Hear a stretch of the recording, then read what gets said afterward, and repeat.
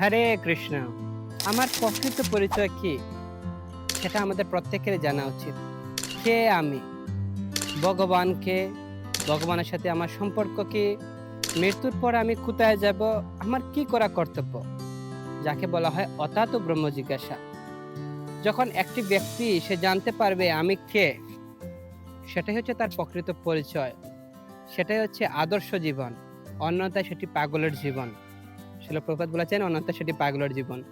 তাই কে আমি, কেনে মোরে যারে তাপত্রয়, সনাতন গোস্বামীপাদ শ্রীমন মহাপ্রভুকে জিজ্ঞাসা করেছিলেন যে আমি কে, কি করে আমার কর্তব্য।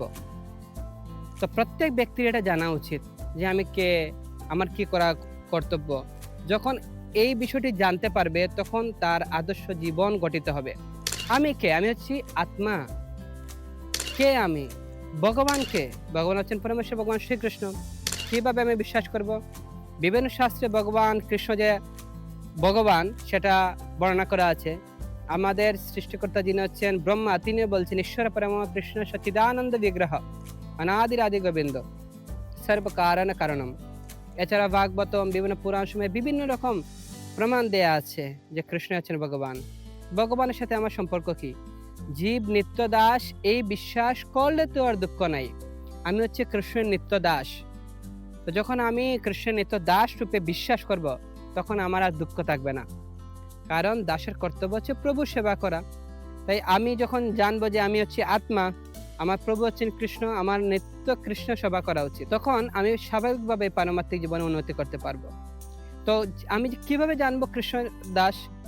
আশ্রয় করিয়া যে তারে কৃষ্ণ নাহিতে যে আর সব মরেও কারণ। আমি যে কৃষ্ণের দাস সেটা উপলব্ধি করতে পারবো কিভাবে? সাধু সঙ্গের মাধ্যমে। সাধুসঙ্গ সর্বশাস্ত্রে কয়, লবমাত্র সাধুসঙ্গে সর্বসিদ্ধি হয়।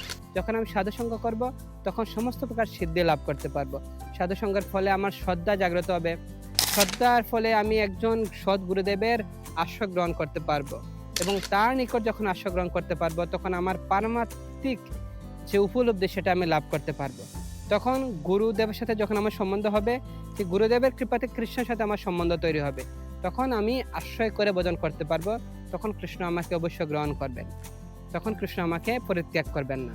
তাই আগে আমাকে জানতে হবে আসল আমার প্রকৃত পরিচয় কি। এটাই হচ্ছে যথার্থ মানব জীবনের সার্থকতা। হরে কৃষ্ণ।